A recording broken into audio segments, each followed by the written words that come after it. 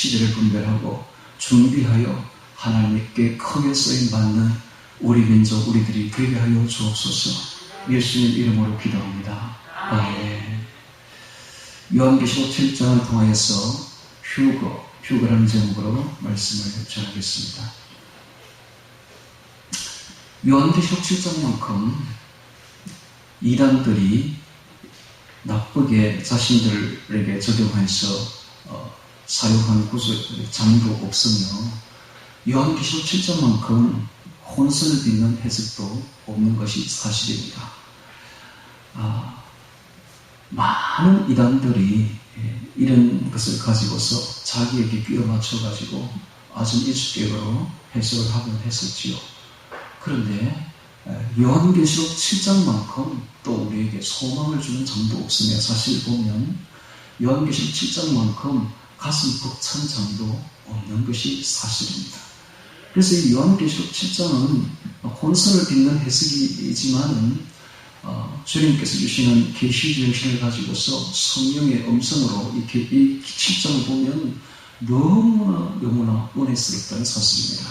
그리고 우리에게 소망을, 빛을 부어주는 장이 바로 요한계시록 7장이 아닐 수가 없습니다.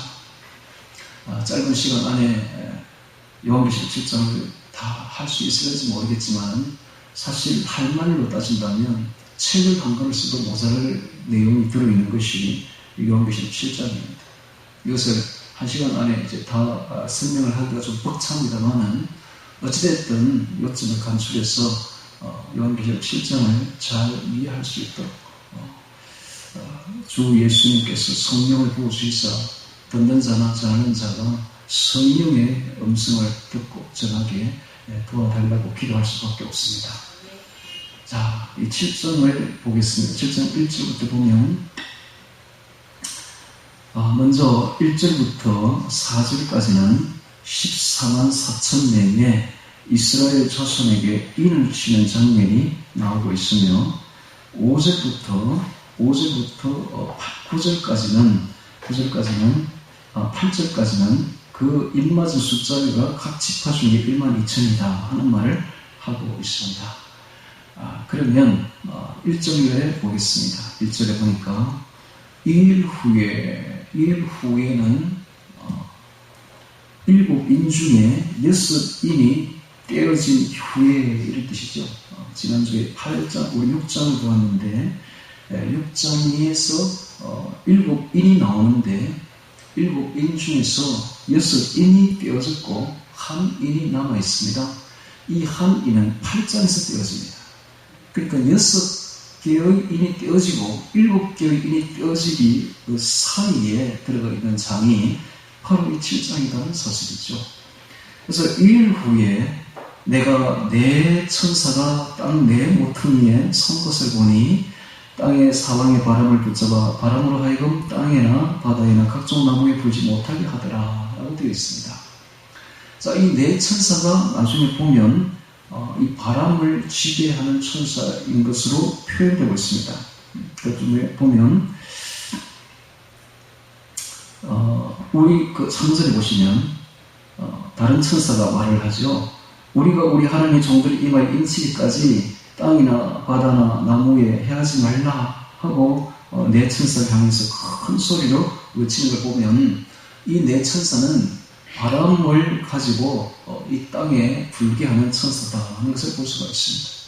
그리고 이 바람이란 도대체 무엇인가?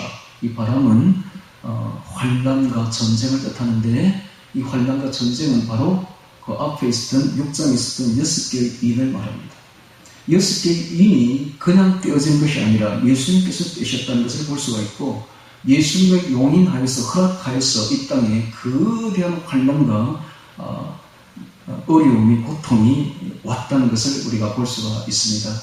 그러므로 이 모든 것은 예수님이 천사를 통해서 주관하시는 바람이라는 것을 볼 수가 있는데 이 네 천사가 땅 네 모퉁이에 딱 서 있어서 이제 땅의 사방의 바람을 붙잡아서 불지 못하게 하고 있습니다. 그러니까는 지금까지 우리가 보았던 그 흰말탄자의 그 엄청난 고통이 전 세계적으로 일어나고 있는데 그 고통이 어느 순간 딱 정지될 순간이 온다는 거예요.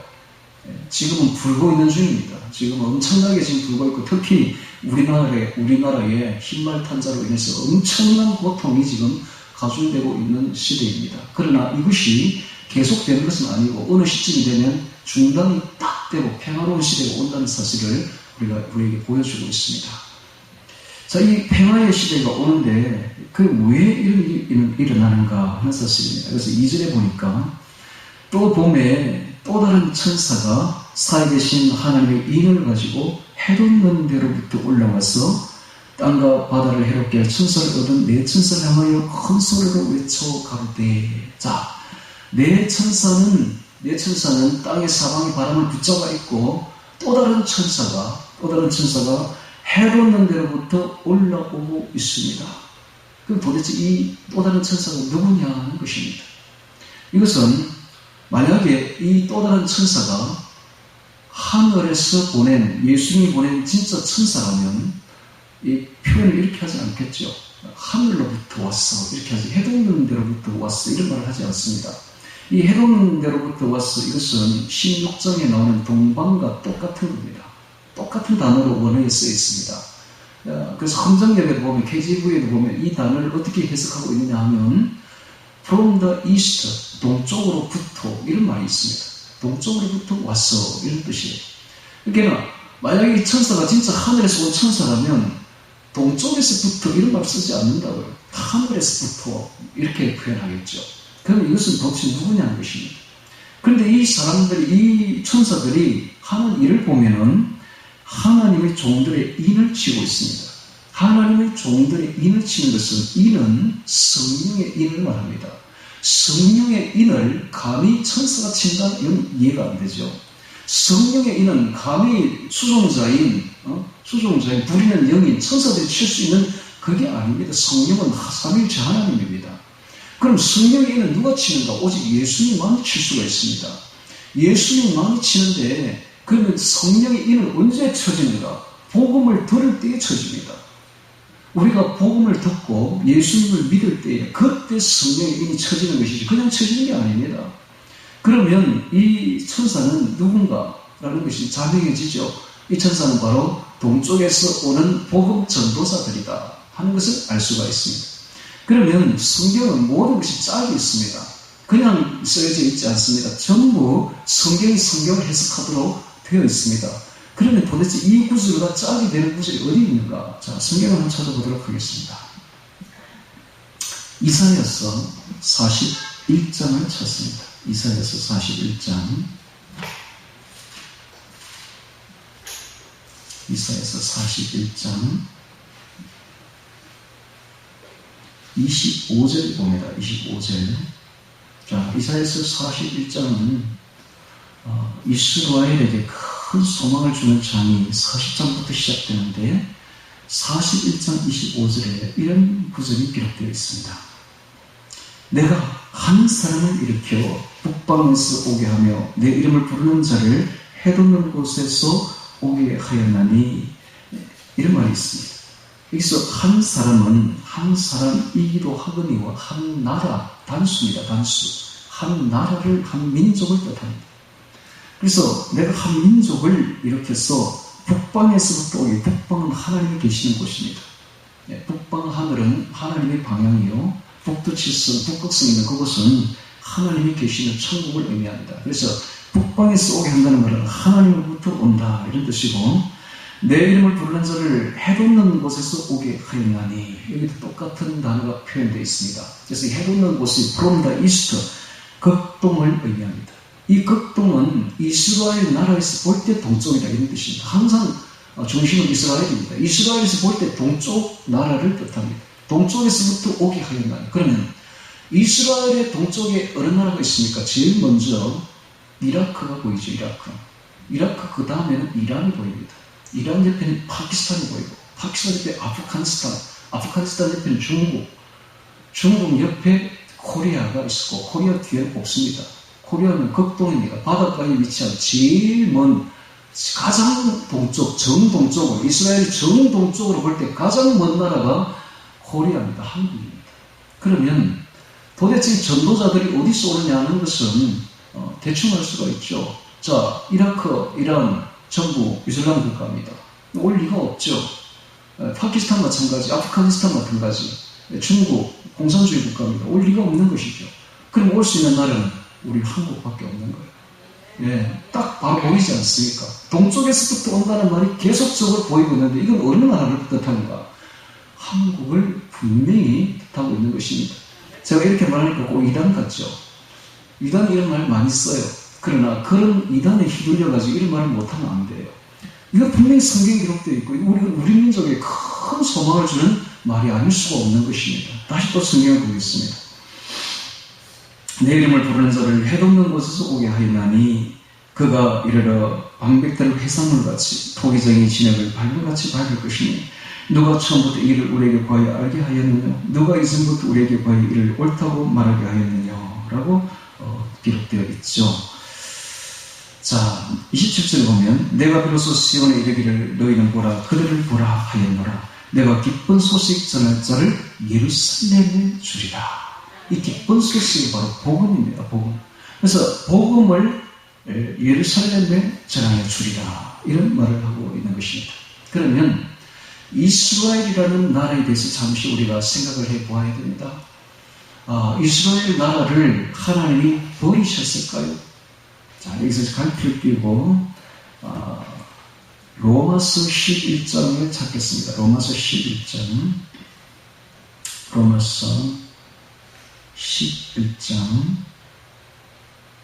고린도전서 앞에 있는 로마서 11장 25절을 보면 돼. 25절.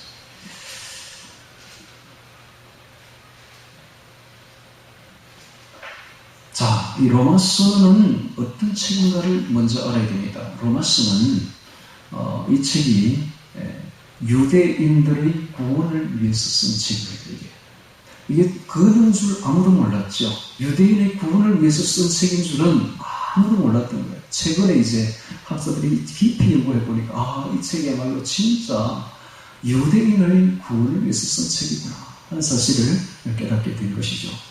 그래서 유대인의 구원에서 보면은 마음으로 믿어 의에 이르고 그런 말이 있죠. 입으로 신하여 구원을 확정한다라는 말이 있는데 이런 모든 말들이 전부 유대인에게 지금 적용되는 말입니다.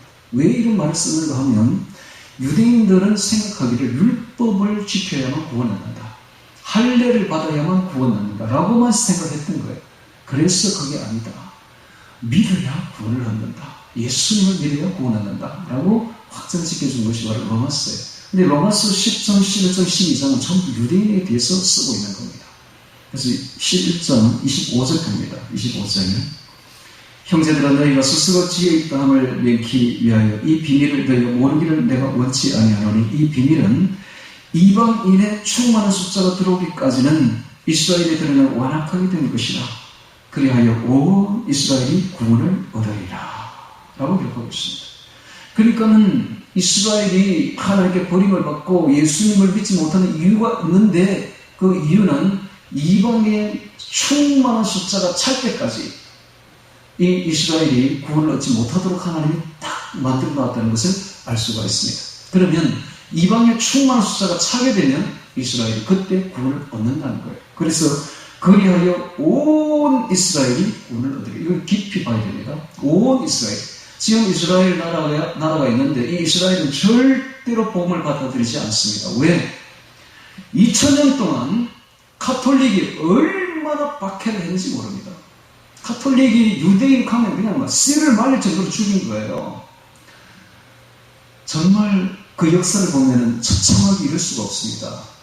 어떤 때는 유대인들은 집도 박탈했어요. 가옥도 박탈했어요. 네. 가옥도 박탈하고 살 집도 없는 거예요. 그러니까는 보헤미안이 되는 거지. 나가서 그냥 유랑인이 된 거예요. 유랑민족이 된 거예요. 그래서 뭘 좀 살려고 하면 집도 박탈해버리고 벅하면 잡아서 죽이고 그렇게 해서 유태인 2차 대전 때 유태인의 숫자가 900만 명이었는데 그 중에 나치가 600만 명을 죽입니다.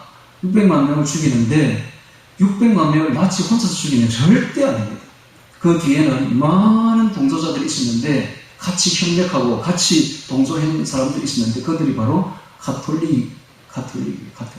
가톨릭이 용인하여서, 가톨릭이 협력하여서 그렇게 죽인 것입니다. 그리고 또 개신교를 열었던 루트도 처음에는 유대인들을 받아들이려고 했는데 유대인들이 거부하자 루트도 유대인들을 정오하고 미워하고 그들을 죽이라고까지 기록한 거예요. 그렇게 그 책이 남아있었는데 그 책이 사실은 유대인 대학살의 큰 지시를 한 거와 마찬가지인 것입니다. 자, 이러다 보니까 2000년 내내 유대인들은 뼈에 사무치게 이 기독교에 의해서 박해를 받아왔고 핍박을 받아왔고 죽임을 당해왔기 때문에 절대로 문을 열지 않는 것입니다. 예수 하면 치를 뜨는 것입니다. 기독교 하면 치를 뜨는 거예요. 그러니까 어떻게 예수님을 받아들이겠어요? 안 받아들이는 거예요. 그러니까 절대적으로 유대인들은 서양의 기독교인들이 문을 열 수가 없는 거예요. 문을 딱 걸어 잠그고 있는 거예요. 그런데 때가 되면 어디서 가서 전도자가 가는가? 바로 극동에 있는 한민족이 간다. 이것을 성경이 지금 기록하고 있는 거예요. 그때는 온 이스라엘이 문을 열고 예수님을 받아들이게 될 것이다. 그들은 그들이 그렇게 섬기는 여호와 하나님인 줄 모르고 있는 거예요. 아직도 모르고 있는 거예요. 그런데 극동에 우리 한국 전도자들이 가서 너희들이 믿고 있는 그 여호와 하나님이 바로 예수님이다 라는 말을 할 때에 성령께서 그 마음을 열어주시고 그 말을 받아들일 때 그들이 얼마나 통곡하는가를 서가에서 기록하고 있습니다. 얼마나 통곡하는지 마치 요시야를 죽었을 때 잃었던 그 통곡과 같이 통곡하게 될 것이다. 그날이 열리게 되는 거예요. 그 언제 열리는가? 바로 이때입니다. 바로 이때 열리는데 6인이 떼어지고 7인이 떼어지기 전에 네 천사가 사방의 바람을 붙잡아서 불지 못하게 할 바로 그 순간에 극동에 있는 전도자들이 날아서 이스라엘까지 가게 될 것이요 이스라엘의 복음을 전하게 되는 이스라엘에 통곡을 하고 주님께로 돌아온다는 거예요. 왜냐하면 형제는 위급할 때까지 나는 법입니다. 여러분, 형제가 어려운 일을 당할 때 누가 도와줍니까? 형제가 도와주지 아무도 도와줄 사람 없어요. 그래서 형제는 위급할 때를 위하여 낳느니라 라는 말이 성경에 있듯이 이스라엘 민족과 우리 민족은 욕단과 빌레교로서 에벨의 두 자손입니다. 형제입니다. 형제예요. 1890년경에 독일의 한 사람이 기자가 와서 우리나라의 풍속을 봤는데 우리나라 사람과 일본 사람은 완전히 차이 나더래요. 일본 사람은 키가 작고 먹는 것도 작게 먹어. 근데 우리나라 사람은 완전히 키가 크고 먹는 것도 엄청 먹더라는 거예요. 국가가 부패해서 나라가 일서지 못했지. 그 사람이 기록하기를 만약에 국가 정치 체제만 바꿀 수만 있다면 이 민족은 세계의 어떤 민족이 될 것이다 라고 기록하고 있습니다. 그러니까 우리 민족은 완전히 이 동양의 민족과 틀린 거예요. 생김새 자체도 틀리고 키도 크고 머리도 좋고 확실히 숨겨진 선민인 것입니다. 이 선민을 언제 쓰려고 하나님이 숨겨두었는가? 바로 마지막 때에 이스라엘 민족을 구원하는 데 쓰시려고 하나님이 숨겨준 것입니다. 이런 이야기 하면 오늘 하루도 종일 해도 끝이 없으니까 자, 다시 또 성경을 보겠습니다. 이사야서 이번에는 46장 찾겠습니다. 이사야서 46장. 자, 성경을 대조를 해봐야 성경을 풀어야지. 그렇죠? 이사야서 46장 1절부터 봅니다. 자, 다 보기 어려우니까 시간상 11절 봅니다. 11절. 이사야서 46장 11절. 내가 동방에서 독수리를 부르며 먼 나라에서 나의 모략을 이룰 사람을 부를 것이라. 내가 말하였은즉 정령 이룰 것이요 계명하였은즉 정령 행하리라. 동방에서 독수리를 부르며 먼 나라에서, 자, 동방 먼 나라가 나왔습니다. 동쪽은 동쪽인데 이스라엘에서 위치한 동쪽 나라는 동쪽 나라인데 어떤 나라냐? 가장 멀리 떨어진 나라. 가장 멀리 떨어진 나라. 극동, 바로 우리 코리아인 것입니다. 이스라엘에서 정동쪽으로 지도를 놓고 보십시오. 가장 동쪽에 떨어진 나라가 어딘가? 바로 한국인 것입니다. 코리아인 것입니다. 코리아. 네. 코리아는 이스라엘 민족들이 딱 들으면 어떻게 들리는가? 하나님이 부르신 자, 이 뜻이 코리아입니다. 그래서 코리아 하면 깜짝 놀래요. 하나님 부르신 자. 이게 바로 하나님의 뜻이 아니겠습니까? 하나님이 부르신 자가 있는 곳이 바로 코리아인 것입니다. 코리아인 것입니다. 또 성경에 보겠습니다. 이번에는 이사야서 52장 7절입니다. 52장 7절. 이사야서 52장 7절. 좋은 소식을 가져오며 평화를 공포하며 복된 좋은 소식을 가져오며 구원을 공포하며 시온을 향하여 이르기를 내 하나님이 통치하신다 하는 자의 산을 넘는 발이 어찌 그리 아름다운고. 여기 좋은 소식은 복음입니다. 예수님이 구원이다. 예수님이 유일한 그리스도다. 예수 외에는 구원이 없다. 예수님을 믿어야 구원받는다. 이게 바로 복음 아닙니까? 이 말을 전하는 자의 발이 어찌 그리 아름다운고 되어 있죠. 이 산을 넘는 산이 어디겠습니까? 바로 우리 민족이 거쳐왔던 알타이 산맥, 천산 산맥, 그리고 타미르 고원, 이 거대한 세계 지붕이라고 일컬어진 이 산맥을 넘어서 가면서 전도하는 거예요. 우리 민족이 때가 되면 중국을 넘어서 아프가니스탄을 넘어서 타지키스탄을 넘어서 왔던 길 그대로 가는 겁니다. 가서 그 산을 넘는 자의 발이 결국은 어디까지 가는가? 땅끝인 이스라엘까지 가는 거예요. 땅끝은 바로 이스라엘입니다. 이스라엘에 가서 복음을 전하는 거예요. 그래서 그걸 그대로 표현한 것이 좋은 소식을 가져오며 평화를 공포하며 복된 좋은 소식을 가져오며 구원을 공포하며 시온을 향하여 이르기를 내 하나님이 통치하신다 하는 자의 산을 넘는 발이 어찌 그리 아름다워. 내 하나님이 통치하신다. 이게 바로 예수입니다. 예수. 내 하나님이 바로 예수고 예수를 통치하는 게 바로 주님이에요. 주님. 예수님은 우리는 주님이라고 하는데 이 주님이 이스라엘 구약에서는 여호와 하나님을 주라고 말해요. 그래서 예수님이 바로 여호와 하나님이다 하는 이 말을 그들은 아직도 모르고 있는 겁니다. 이 말을 전하고 구원을 전할 때 그들이 얼마나 울게 되는지 몰라요. 아무도 그런 말을 전해준 사람이 없었는데 그걸 받으려고도 하지 않았고 근데 어느 날 온 이스라엘이 문을 열고 구원을 받는 날이 다가온다는 사실을 성경은 말하고 있는 것입니다. 자, 이번에는 이사야서 마지막으로 55장을 찾겠습니다. 55장. 자, 이사야서 55장 1절부터 봅니다. 자, 이사야서 55장 봅니다. 1절부터 봅니다. 자, 이 모든 것이 다 예수님의 구원의 초청장들인데 다 읽으려면 시간이 걸리니까 6절부터 봅니다. 너희가 바로 유대인들입니다. 유대인들아, 너희는 여호와가 바로 예수님이죠. 여호와를 예수님을 만날 만한 때에 찾아라. 가까이 계실 때에 그를 부르라. 만날 만한 때가 언제입니까? 바로 극동의 전도자들이, 복음 전도자들이 가서 예수님을 전하는 바로 그때가 만날 만한 때요. 주가 계시는 그때죠. 그래서 만날 만한 때에 찾아라. 가까이 계실 때입니다. 그때가 바로 가까이 계실 때에 그를 부르라.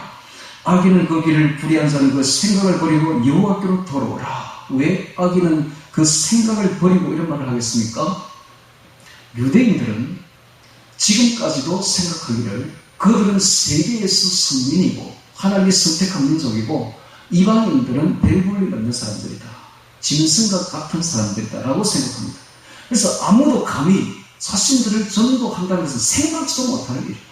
그런데 이방 민족이 와가지고 복음을 전하는 거 이건 완전히 이건 있을 수 없는 일이다 라고 생각하는 거예요. 그래서 하나님 이런 구절을 기록하고 있는 겁니다. 악인은 그 길을 불의한 자는 그 생각을 버리고 여호와께로 돌아오라. 예수님께로 돌아오라. 그리하면 그가 긍휼히 여기시리라. 우리 하나님께로 나오라. 그가 널리 용서하시리라.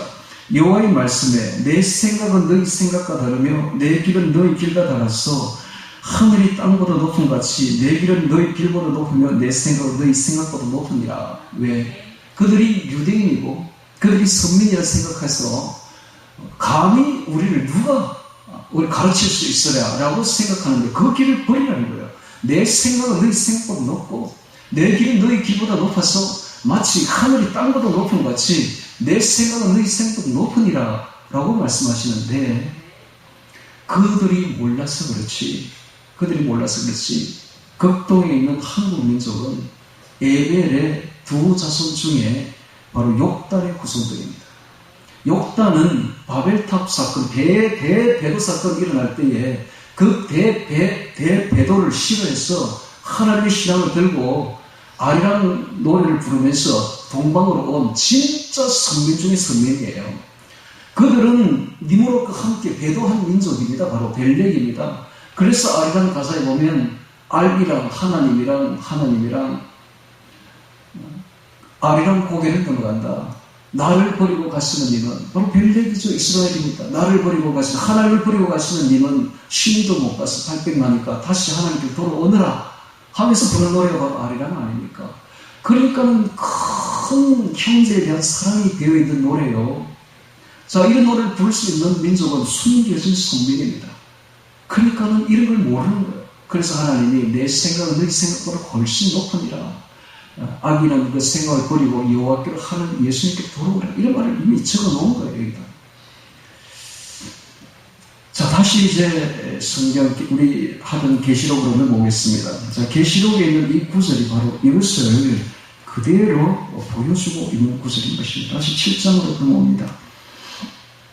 그래서 2절에 이런 구절을 표현하고 있는데요. 또 봄에 다른 천사가 살아계신 하나님의 인을 가지고 해돋는 데로부터 올라와서 땅과 바다를 해롭게 할 권세를 얻은 네 천사를 향하여 큰 소리로 외쳐가로되 우리가 우리 하나님의 종들의 이마에 인치기까지 땅이나 바다나 나무나 해하지 말라 하더라 라고 말하고 있는 장면이 바로 극동에 있는 코리아에서 간 복음 전도자들이 유대인들에게 복음을 전하는 장면을 이렇게 딱 짝을 이루어서 표현하고 있는 것입니다. 자, 이걸 다시 한번 보겠습니다. 우리가 우리 하나님의 종들이 이마에 인친다. 이마를 인친다. 이마는 바로 사색, 생각, 사상 있는 곳이 바로 이마 아닙니까? 정두엽 아닙니까?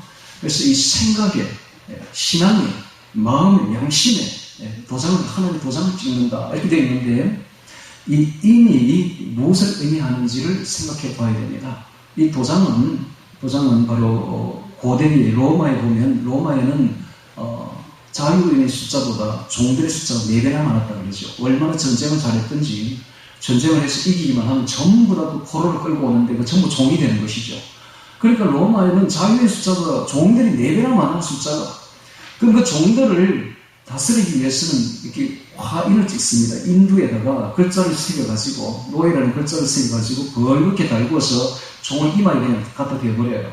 그러면 이마에 종이 화인이 꽉 찍히죠. 종이라는. 그래서 그 종은 아무도 건드릴 수가 없었고 주인만이 그 종을 부리는데 그 종의 생사 여탈권을 주인이 가졌다고 합니다. 자, 이 종은 그러니까 결국은 뭔가 이 화인이 꽉 찍히면, 인이 찍히면은 넌 내 거야. 넌 내 소유야. 소유의 개념이 생기지죠. 그 다음에 보호를 하겠다. 내가 지금부터 너를 보호하겠다. 보호하고 보호 개념도 생겨지는 것입니다. 자, 이래서 하나님의 인을, 즉 성령의 인을 우리가 받게 되면 우리는 예수님의 소유가 되고 예수님이 우리를 그때부터는 인도하고 보호하시는 것이 되는 것입니다. 자, 그래서 인 맞은 자의 인을 치겠다라고 말하고 있습니다. 자, 4절에 보겠습니다. 내가 인 맞은 자의 수를 들으니 이스라엘 자손의 각 지파 중에서 인 맞은 자들이 14만 4천이니 14만 4천은 여기 유다 지파 중에, 오전에 보면 유다 지파 중에 인 맞은 자가 1만 2천이 어디에 있죠? 1만 2천을 12번을 하면 12지파를 다 합하면 14만 4천이 됩니다.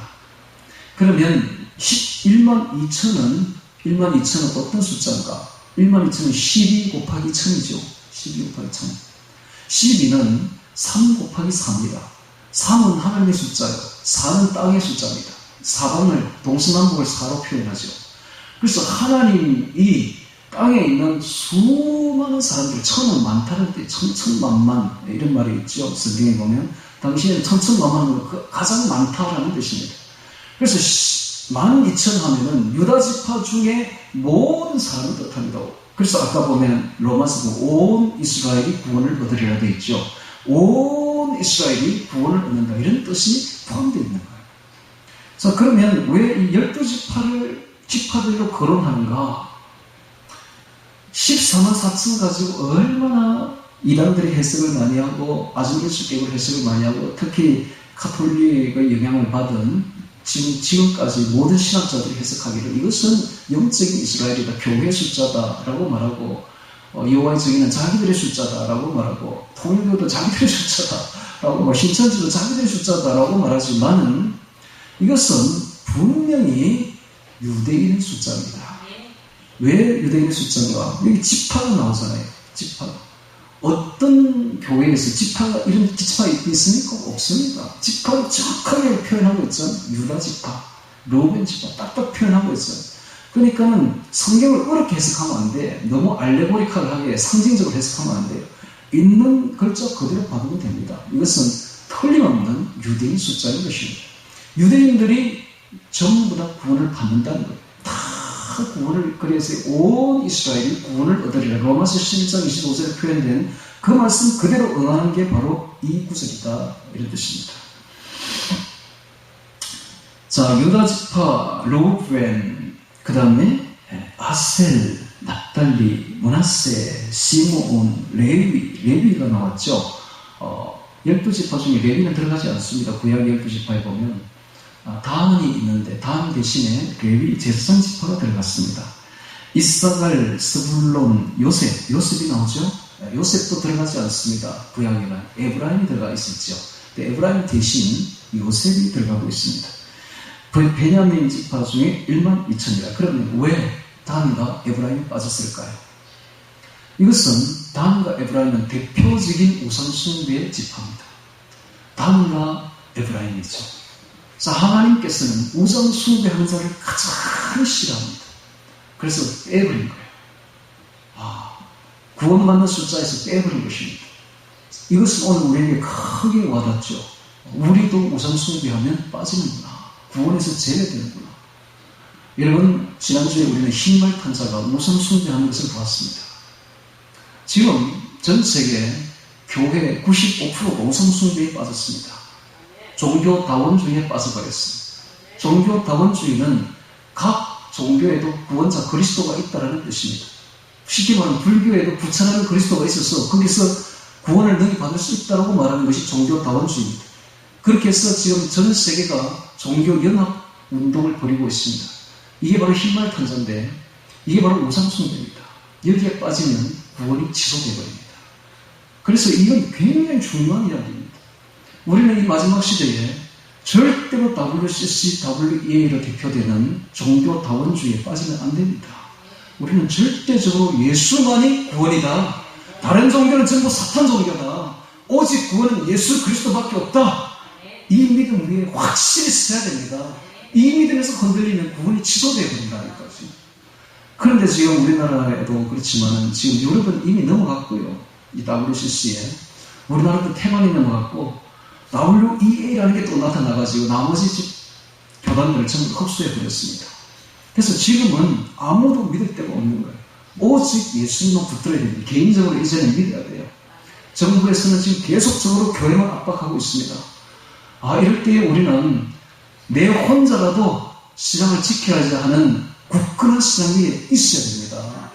그렇지 않으면 지금 이 시대는 굉장히 어려운 시대다 하는 것을 영적으로 굉장히 혼란이 심하고 미혹이 심한 시대다 하는 것을 알 수가 있습니다. 그 다음에 또 우상숭배가 있습니다. 그것은 이제 확실한 우상숭배고, 우리 성도에게서 우상숭배는 디모데후서 3장에 나오듯이 자기 사람, 본 사람, 쾌락사람, 이 바로 탐욕이, 탐심, 우상숭배입니다. 이 세 가지를 극히 조심해야 됩니다. 우리가 머지않아 예수님이 오실 겁니다. 이 세상은 금방 끝납니다. 이 세상에서 너무 돈벌이 하려고 생각하면 안 됩니다. 이제는 초월해야 돼요. 조용한 생각을 가지고서 오직 주신 것에 그것을 감사하고 자족하면서 더 버릴 생각하지 말아야 돼요. 더 어떻게 할 생각하지 말아야 돼요. 자기를 버리고 오직 예수님만 사랑하며, 자기 사람, 본 사람, 쾌락 사람 다 내려놓고 이제는 그 우상숭배입니다. 이제는 오직 예수님만 사랑하며 걸어가야 할 때가 온 것입니다. 그래서 이 우상숭배하면 안 돼요. 우상숭배하면 구원에서 제외된다는 것을 알 수가 있습니다. 자, 이렇게 12지파 유대인들이 마지막 때에 구원받는 때가 온다는 것입니다. 가톨릭은 지금까지 어떻게 말했냐면 유대인들은 죽일 놈들이다. 예수를 죽인 민족이다. 그러니까 저 민족은 씨를 말려야 된다. 이런 생각으로 일관해 왔고 그걸 대체 신앙이라고 그럽니다. 그것을 기독교가 개신교 그대로 받아들였어요. 그래서 개신교도 전부 대체 신앙으로 유대인은 이미 없어졌고 우리가 영적인 유대인이다 라고 생각해 왔습니다. 천만에 만만에. 로마서를 보십시오. 로마서를 보면은 10장, 11장, 12장이 전부 유대인에 대해서 말합니다. 거기 보면 이렇게 되어 있습니다. 그러면 하나님 유대인을 버리셨느냐? 그럴 수 없느니라.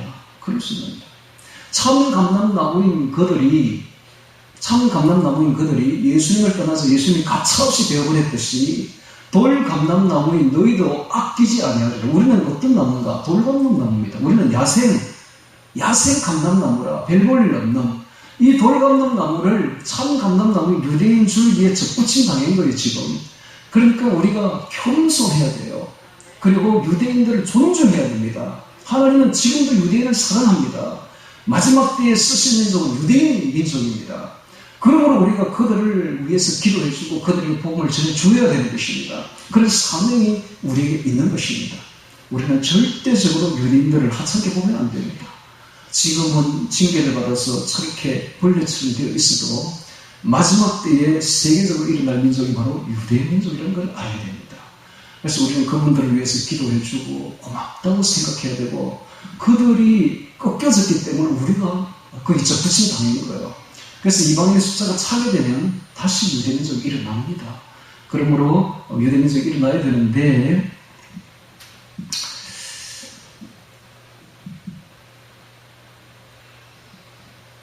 자, 로마서를 한번 또 봐야 되겠네요. 로마서. 할 말은 많고 시간은 다 됐고 그렇네요. 자, 로마서 11장 다시 보겠습니다. 11장.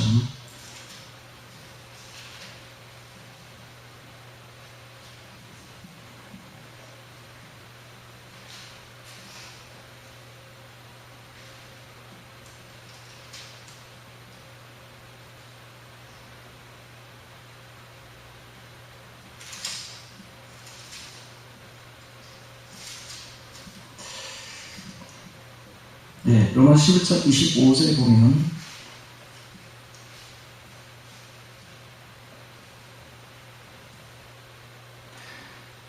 이 비밀은 이방인의 충만한 수가 들어오기까지 이스라엘들은 완악하게 된 것이라 그리하여 온 이스라엘이 구원을 얻으리라 라고 되어 있습니다.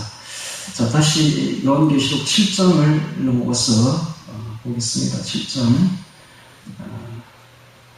자, 9절에 봅니다. 9절에 2일 후에 자, 성경은 뭐라고 있는가 하면 유대인들이 예수님을 믿게 되면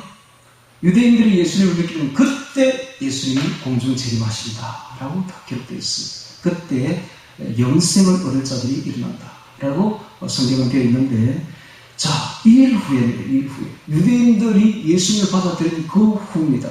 그 직후에 어떤 일이 벌어지는가? 내가 보니 각 나라와 족속과 백성과 방언에서 아무나도 능히 있을 수 없는 큰 무리가 이것은 전 세계에서 이 말이죠. 전 세계에서 큰 무리가 흰옷을 입고 손에 종려가지를 들고 보좌 어린 양 앞에 서서 큰 소리로 외쳐가는데 구원하심이 보좌에 앉으신 우리 하나님 어린 양이 있도다 하고 있습니다. 이 장면이 무슨 장면일까요? 이 장면이 바로 휴거입니다. 휴거.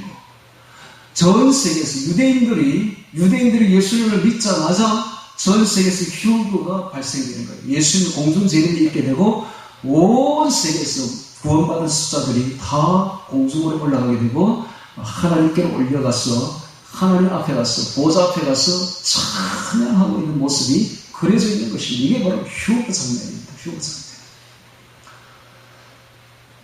그래서 마귀는 사탄은 유대인들에게 복음 전하는 것을 길을 쓰고 막는 거예요. 왜냐? 유대인들에게 복음이 들어가는 날이 자기들 제삿날이야. 죽는 날이야.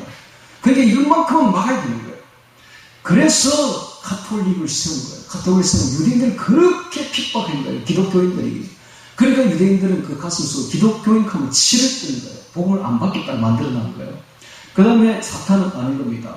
어느 민족이 이스라엘 민족이 복음을 쉽게 이미 아는 거예요. 바로 대한민국, 극도. 그래서 북한을 세우는 거예요.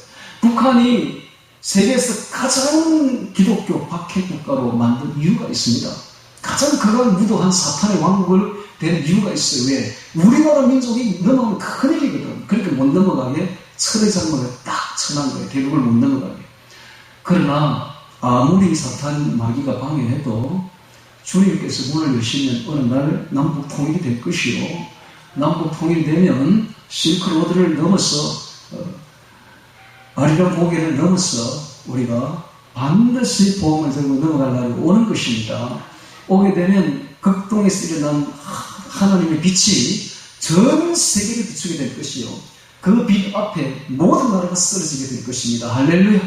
그리고 마지막에 이스라엘까지 가서 복음을 전하는 민족이 바로 우리 민족, 극동에 있는 코리아 동방의 횃불이 되는 것입니다. 할렐루야. 그러니까 소망을 가져야 됩니다. 비전을 가져야 됩니다. 그리고 준비해야 됩니다. 이것은 하늘나라 상급과 그대로 연결되어 있습니다. 이 비전을 아는 사람은 준비합니다. 언젠가는 남북 통일이 되는구나. 그리고 복음으로 한 나라가 되는구나. 그리고 우리는 복음을 들고 이스라엘까지 가는구나. 이것을 아는 자는 준비하게 될 것이요. 준비한 자는 쓰임받습니다. 쓰임받으면 곧바로 예수님께서 공중 재림하실 것이요. 하늘나라 올라가면 큰 상급을 영광 속에서 들어가게 될 것입니다. 그래서 이 준비해야 돼요. 준비해야 돼요. 이 비전을 가진 자만 준비합니다. 그래서 오늘 우리 교회도 이 비전을 가졌기에 지금 수년 전부터 5, 6년 전부터 지금 착실히 준비를 하고 있는데 그 준비가 이제 끝나가요. 계시록이 끝나면 이제 준비도 같이 끝나는 것이죠.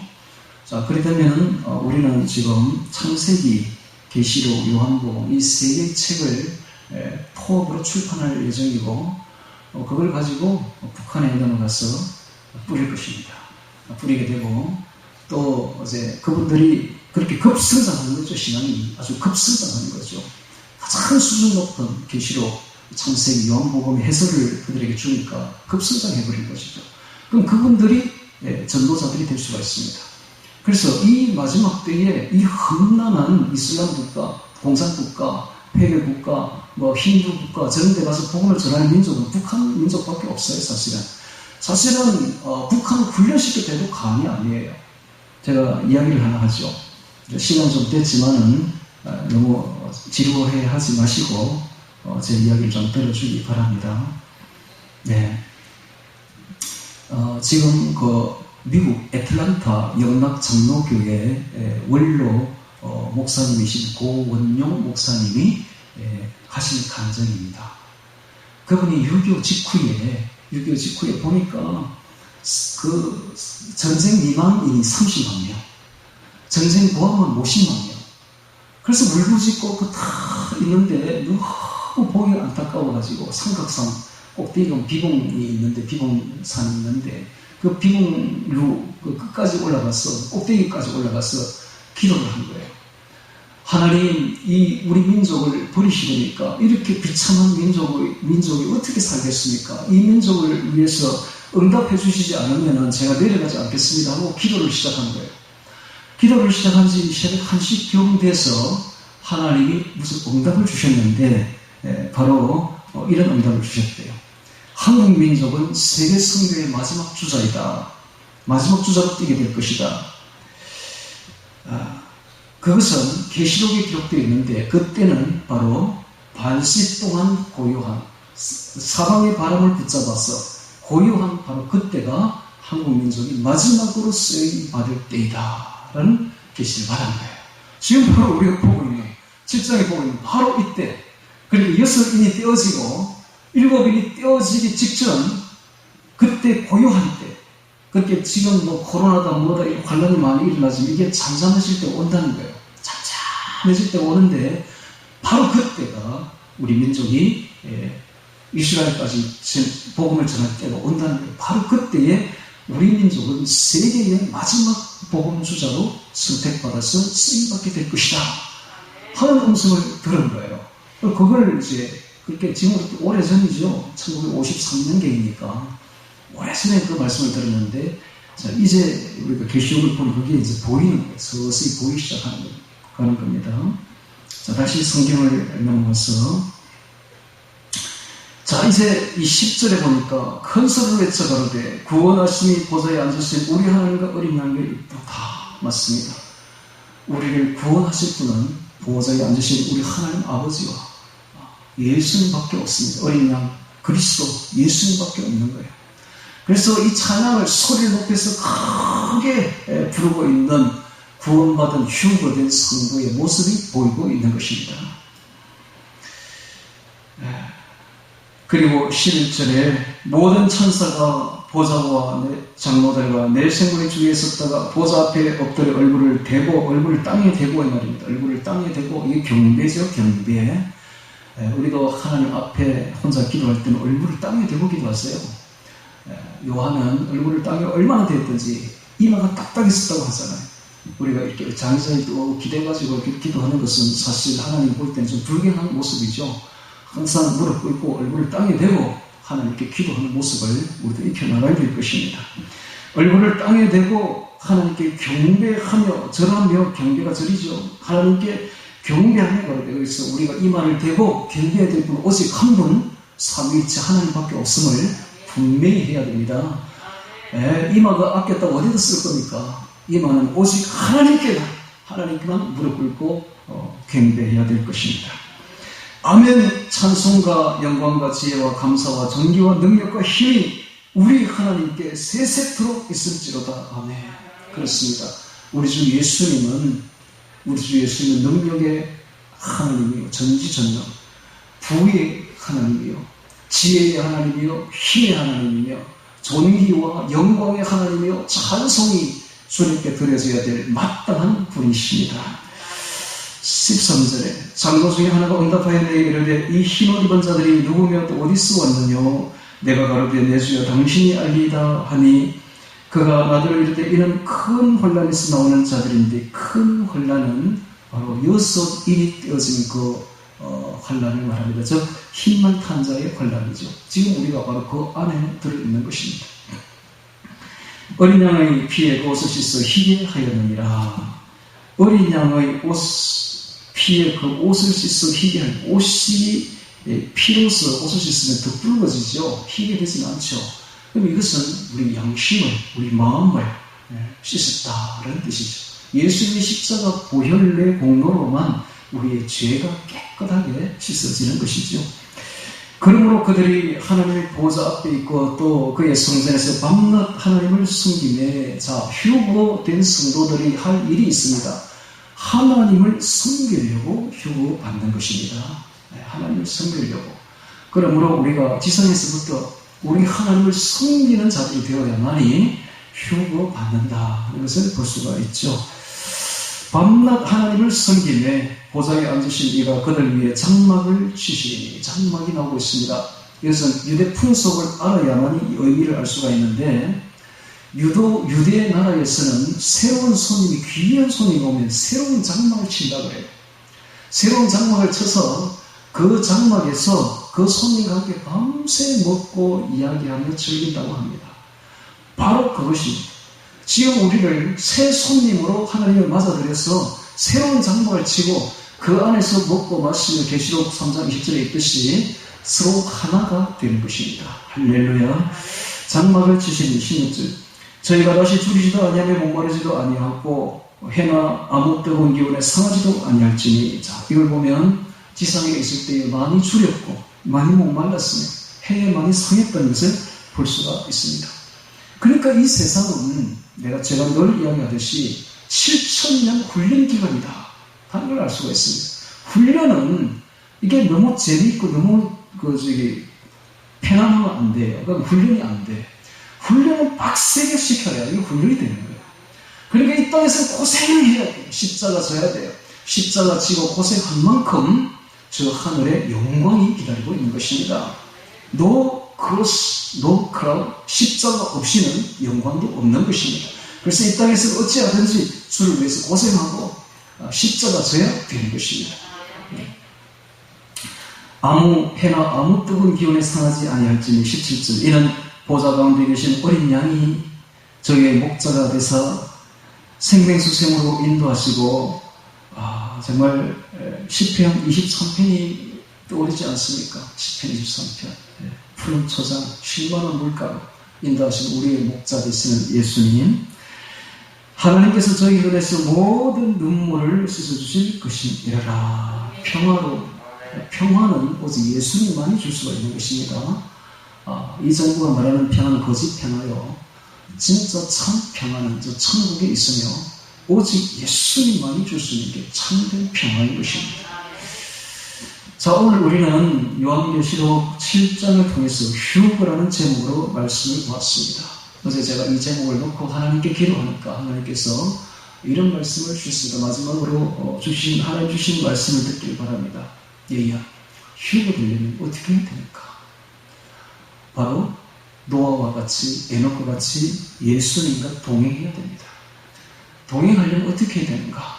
아모스에 있듯이 두 사람이 의합치 아니하고서야 어떻게 동행할 수 있으며 라는 말이 있습니다. 의합, 마음을 합한다는 거예요. 두 사람이 동행을 하려면 마음이 합해져야 돼요. 각자 마음이 따로 있는데 어떻게 같이 길을 걸어갈 수 있겠지. 그러면 완전히 다른 사람이에요. 마음이 합해야 동행이 되는 것입니다. 그럼 마음이 합하려면 어떻게 해야 됩니까? 우리의 생각을 내려놔야 돼요. 우리의 욕심을 내려놔야 돼요. 우리가 오직 예수님의 마음을 받아들이고 그분만 흠모해야 됩니다.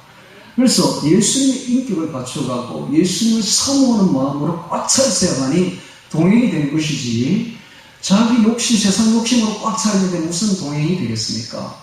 그래서 마지막 때는 성품이 굉장히 중요한데, 마지막입니다.